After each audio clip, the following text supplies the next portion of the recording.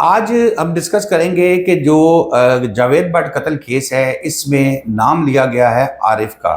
और इसमें यह भी कहा गया है कि जो मीर मसब है, जो बैरून मुल्क अमीर बालाज का भाई, उसके कहने पे सुपारी देगी। अब इसका कानूनी पॉइंट क्या है और आगे क्या होने जा रहा है, क्योंकि अगर आरिफ नामी शख्स जो है, आरिफ भट्टी जिसके बारे में नाम पूरा इसका बताया जा रहा है, अगर ये सारी जिम्मेदारी अपने पे ले लेता है तो फिर न सिर्फ मीर मसब बल्कि मीर फतेह और कैसर भट्ट जो है, इनको भी क्लीन चिट मिल सकेगी। इसके अलावा एक और स्टोरी मैं पहले आपसे डिस्कस कर लूँ, अदनान मेरे साथ हैं, इस पर इनसे अपडेट लेंगे। लेकिन एक बड़ा नाखुशगवार वाक़या है जी पाकपतन में, जहाँ पर डकैती के दौरान एक लड़की के साथ जो है वो ज्यादती की गई है। और ये लड़की जो है वहाँ पर भावल नगर से अपनी फैमिली के साथ अफसोस करने के लिए एक फौतगी पर वहाँ पर आई थी पाकपतन में। और वहाँ पर गाड़ी से ये जा रहे थे तो चार डाकुओं ने दो मोटरसाइकिलों पर इनको रोका और रोक कर डकैती की। पहले तो जेवरात वगैरह इनसे छीने और उसके बाद फिर फैमिली के साथ लूटमार की इन्होंने। और फिर उसके बाद वो लड़की जो 17 साल थी उसको 7 फसलों में ले गए और उसके साथ ज्यादती की। ये पुलिस ने तो मुकदमा दर्ज करके तफ्तीश शुरू कर दी है। सबसे पहले तो मैं इसके ऊपर थोड़ा सा बात आपसे करूंगा। अदनान, इस किस्म के वाक़यात जो होते हैं, मुझे याद पड़ता है एक दफ़ा एक बड़े सीनियर पुलिस अफसर थे, उनके साथ में बैठा और यही बात हो रही थी। इस तरह के लोगों को तो मेरे ख्याल में, अगर हम बात अक्सर करते हैं कि जी पुलिस मुकाबले में मारा गया, तो इनका तो राइट बनता है। देखे ना, जिस शख्स ने, जिन डाकुओं ने जुल्म की इंतहा ये कर दी कि उनको लूटा और उसके बाद फिर उनकी बच्ची के साथ उसने उनको सामने ले जाके ज्यादती की, तो ये डिजर्व करते हैं मेरे ख्याल में कि इनको पुलिस मुकाबले में मार दिया जाए। क्या इसको जिंदा रहने का हक ही नहीं है इस तरह के लोगों को। और अक्सर पुलिस इस तरह के मामलात में इस तरह करती है। और मैं ये किसी क्रिटिकल उसमें नहीं कह रहा, मैं ये तारीफी उसमें कह रहा हूँ कि वो ऑफिसर थे, उन्होंने भी मुझे आर्गूमेंट्स के साथ कहा था कि शदाब साहब, खुदा ना खास्ता ऐसा हो तो आप क्या समझते हैं कि उन्हें छोड़ना चाहिए? मेरे साथ 3 लोग और बैठे हुए थे कोर्ट में, हमारे पास जवाब ही कोई नहीं था। हमने कहा बिल्कुल ठीक कह रहे हैं। तो ये इस तरह के मारे जाएंगे तो फिर आगे अल्लाह माफ करे, फिर चीजें जो है ना वो कंट्रोल में होगी। उन्हें भी पता होगा कि हमने किस लिमिट में रहना है। चलें अब आ जाए जी वापस मीर बालाज, मीर मसब, मीर फतेह, टीफी, गोगी। आजकल ये बहुत ज़्यादा इसके ऊपर जो है इन्वेस्टिगेशन, मेरा ख्याल है जितना इसके ऊपर सोशल मीडिया एक्टिव है, इतनी तो शायद पुलिस भी बिल्कुल नहीं है। ऐसे ही है। तो पर एक पॉइंट इसके अंदर ये आ रहा है जी कि जो आरिफ इल्ज़ाम है, जो आरिफ भट्टी, जो बेसिकली जिसने शूटर अजहर से रब्ता करके उसको इंगेज किया था, वो सुनने में आया है। कोई कह रहा है इलाका गैर में है, कोई कह रहा है बेल करवा ली है, कोई कुछ कुछ बातें कर रहा है। हम इसके ऊपर नहीं जाते, हम आ जाते हैं जी इस मामले पे कि ये क्या करता रहा। सुना को 1.5 महीने से रेकी कर रहा था जावेद भट्ट साहब की, उनका पीछा करता था, देखता था। वो अपने पोतों को, बच्चों को, नमाज़ों को लाते हैं, ले जाते हैं सारा कुछ, और फिर उसने ये सारी वारदात अंजाम दी। अदनान, सवाल ये है कि अगर ये आरिफ जो है ये पकड़ा जाता है, और पकड़ा तो जाना ही है, जाहिर है जब भी कोई जुर्म होता है तो मुलजिम कभी भी ताहयात फरार नहीं रहता, कभी ना कभी तो पकड़ा ही जाता है। तो ये इस तरह का बयान अगर देता है कि जी मीर मसब का तो नाम ही इसने, अजहर ने ले लिया है, मेरा तो खुद बालाज के साथ बड़ा प्यारा था, ताल्लुक था और मेरा बड़ा था, और मुझे गोगी भट्ट पे गुस्सा था और मैं इस तरह की चीज़ करता हूँ, तो मेरे नज़दीक कानूनी तौर पर अगर ये अदालत में जाके इस तरह का बयान दे देता है तो फिर वो मीर मसब और वो तो काफ़ी क्लियर हो जाएंगे। और अभी देखिए, इसके नाम लेने से तो खाली नाम लेने से ये भी नहीं, वो शहादतें जमा करवानी पड़ेंगी, बताना पड़ेगा कि भाई कैसे मीर मसब ने किया, कोई टेलीफोनिक रब्ता, कोई लोकेशन, ये वो सारा। क्या आप इस पे कहेंगे?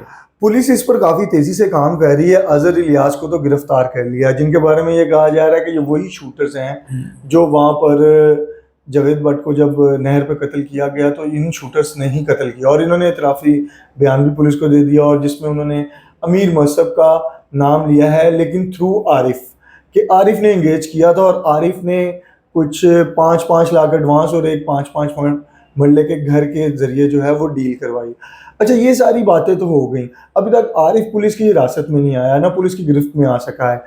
काफ़ी खबरें गर्दिश कर रही हैं कि शायद आरिफ जो है वो ज़मानत कबल से गिरफ्तारी करवा चुका है। अभी मैंने इसको चेक नहीं किया, आज के हवाले में कहा जा रहा था। अगर उसने ये करवा लिया शादाब साहब, तो वो तो अल्टीमेटली पुलिस के पास या तो शामिल तफ्तीश होगा, या तो उसकी पहली कोशिश होगी वो बैरून मुल्क फ़रार हो जाए। अगर वो इन दोनों चीज़ों में से कुछ भी करने में कामयाब हो जाता है, तो बैरून मुल्क फ़रार हो जाता है, तो वो तो फिर केस आपको पता कहाँ से कहाँ रह जाएगा। वही एहसन शाह वाला काम हो जाएगा कि एहसन शाह यहाँ था पुलिस के पास, और मेन जो नामजद मुलजिमान थे वो केस से निकल गए, वो बैरून मुल्क रह रहे थे, पुलिस उनको गिरफ्तार नहीं कर पाई। तो अब वो अमीर बलाच का केस कहाँ स्टैंड कर रही है आप भी जानते हैं, मैं भी जानता हूँ।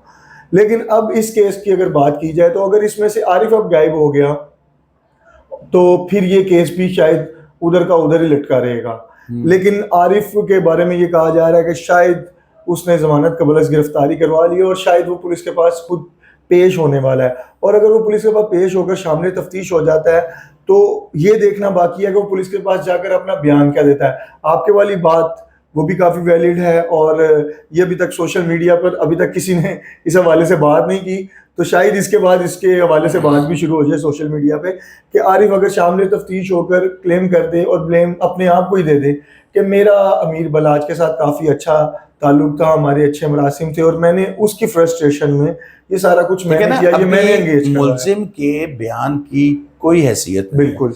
अच्छा, अगर इस बयान को मान भी लिया जाए, तो इसके लिए भी पुलिस ने अभी डबल मेहनत करनी है कि बिल्कुल। इसको सच साबित करने के लिए, क्योंकि खाली अदालत में जाके कह दे कि जी मीर मसहब के कहने पे मारा था, तो ये तो नहीं होगा। अदालत कहेगी सजाए मौत दे दो, अदालत कहेगी अच्छा जी इसने कह दिया, ओके, अब आगे बताएं आपने क्या इन्वेस्टिगेशन की है। बिल्कुल, वो अदालत तो अमीर मसहब को भी मांगेगी कि आपने अभी तक गिरफ्तार नहीं किया, उसे तफ्तीश नहीं की।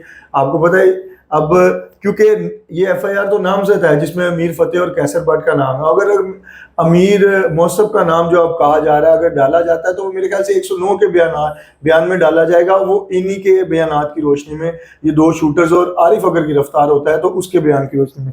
अब पुलिस के सीनियर अफसरान, स्पेशली ऑर्गेनाइज क्राइम यूनिट के जो सीनियर अफसरान है, वो ये कह रहे हैं कि जल्द ही हम ब्रेक थ्रू कर लेंगे और आरिफ को जल्द ही हम गिरफ्तार कर लेंगे। अगर आरिफ गिरफ्तार हो जाता है तो फिर भी उसकी स्टेटमेंट देखने वाली होगी, और अगर वो जमानत लेकर आकर जो है वो आकर खुद शामिल तफ्तीश होता है तो फिर भी उसकी स्टेटमेंट देखने वाली होगी। दोनों सूरतों में अब आरिफ की स्टेटमेंट जो है वो काफ़ी हद तक जो है उसके ऊपर दारोमदार है इस पूरे केस का। जो मुझे कुछ र्यूमर्स अब मार्केट में गर्दिश कर रहे हैं, अब इसमें रियलिटी क्या है ये सीनियर अफसरान भी ऑर्गेनाइज क्राइम यूनिट के इस बात को कंफर्म नहीं कर रहे, और ना ही लाहौर पुलिस के कोई सीनियर अफसरान इस बात को कंफर्म कर रहे हैं कि कैसर बट जो इस पूरे एफआईआर में नामजद है जवेद बट कत्ल की, वो किसी सीनियर अफसरान के पास गए हैं, और उनके साथ एक कोई हुकूमती वज़रा भी थे पंजाब के, वो भी एक वज़ीर भी थे, वो भी उनके साथ गए हैं, और तकरीबन 1 घंटे तक उन्होंने उन सीनियर अफसरान से मुलाकात भी की है, और शायद उन्होंने उसमें अपनी सफाई पेश करने की कोशिश की है कि उनका इस केस से क्या ताल्लुक है और किस तरह से वो इसमें एंगेज थे या नहीं थे। जो भी ये बातें हैं उनकी हुई हैं, और उन्होंने काफ़ी हद तक जो है अपनी सफाई पेश भी की है कि उनका इस केस से लेना देना कुछ नहीं है। अब देखना ये है कि ये ऊँट किस करवट जाके बैठता है, क्योंकि सारा एक केस चीज तो मैं भी अदनान ये भी चीज मैं ऐड कर लूं कि जैसे भी हमारी बात हो रही थी, जो इन्वेस्टिगेशन ऑफिसर है ना वो बहुत पावरफुल है। बिल्कुल। अगर वो किसी मुलजिम उसके सामने भी बैठ जाता है आके, और उसको पता है कि ये मुलजिम यहाँ पर से निकल के इधर जाएगा, ये यहाँ जाएगा, ये भाग नहीं सकता, रिस्पॉन्सिबिलिटी उसकी है, बिल्कुल बिल्कुल। और वो ये कहता है मैं इसे शामिल तफ्तीश कर लूँ, मैंने अरेस्ट नहीं करना था, कि उसका राइट है। राइट है, लेकिन वही बात है ना कि अगर अरेस्ट नहीं किया, ठीक है, तफ्तीश भी अगर पुलिस ने कर ली है, तो पुलिस को काफ़ी हद तक चीज़ें अब क्लियर हो चुकी हुई हैं इस केस में, जो रियलिटी बेस्ड बात है। अगर पुलिस ये 2 शूटर्स के जरिए आरिफ तक पहुंच गई और इन 2 शूटर्स के जरिए अमीर मौसफ का नाम भी बाहर ले आई है, तो तकरीबन पुलिस 90% इस केस को क्लियर अपनी तरफ से कर चुकी हुई है। आरिफ की गिरफ्तारी के बाद ये केस जो है 100% क्लियर हो जाएगा कि अमीर मौसफ का जो नाम लिया गया है वो उसको गिरफ्तार कैसे करना है फिर बाद में, या क्या इकदाम करने हैं, ये सारी चीज़ें हैं। लेकिन आपने शुरू में एक बात की कि जवेद बट की ये 3 लोग या 2 लोग इस तरह, एक लिया अफजल नामी शख्स भी इस केस में गिरफ्तार हुआ है जो 4 दिन रैकी करता रहा। फिर इन दोनों ने, इलियास और अजहर ने, ये प्लान किया रैकी करते हुए कि शालम मार्केट में जो जवेद बट को है वो शूट कर दिया जाए, वहीं पर ही उनको फायरिंग करके कत्ल कर दिया जाए। लेकिन वहाँ मौका नहीं मिल सका, वो वक्त से पहले वहाँ से रवाना हो गए, तो उनको ये कत्ल नहीं कर सके, फिर उन्होंने यहाँ पर नहर पर उन्हें निशाना बनाया। लेकिन आप एक बात देखें कि जावेद भट्ट का नाम पहले किसी भी केस में अभी तक टिफी भट्ट पे जितने मुकदमात या जो भी अमीर बिलाज वाला केस या जो भी अगर बात की जाए तो किसी में दूर दूर तक कोई कंसर्न हमें दिखाई नहीं दिया। हम पहले उन चीज़ों को भी रिपोर्ट करते रहे, उन चीज़ों को भी देखते रहे, इवन जावेद भट्ट के बारे में किसी को इल्म भी नहीं था। अब ये आप भी जानते हैं, मैं भी जानता हूँ और ये पूरे लाहौर को पता है कि जावेद भट्ट किस तरह से रह रहे थे, वो किस तरह उनकी मूवमेंट थी कि उनके साथ तो एक सिक्योरिटी गार्ड भी नहीं होता था। तो ऐसे शख्स की इतने दिन रैकी करना और इतना मुनज़्ज़म तरीके से एक शख्स को कत्ल करवाना और ऐसे शूटर्स के जरिए जो इनका ऑलरेडी क्रिमिनल रिकॉर्ड हो, तो ये एक मेरे ख्याल से अहमकाना मामला बनता जा रहा है। और पुलिस तो इस गुत्थी को सुलझा चुकी है, लेकिन जिनके गले ये पड़ गया है उनके लिए अब ये मुश्किलात बढ़ती जाएंगी। अब पुलिस के लिए ये है कि पुलिस ने गिरफ्तारियां कैसे करनी है। असल तो मसला गिरफ्तारियों का है, जो अमीर बिलाज केस में भी नहीं हल हो सका और अब इस केस में हल होता है कि नहीं, ये देखना बाकी है। देखते क्या। तो दोस्तों अब तक लिए इतना ही। शादाब रियाज को इजाजत दीजिए। अल्लाह हाफिज।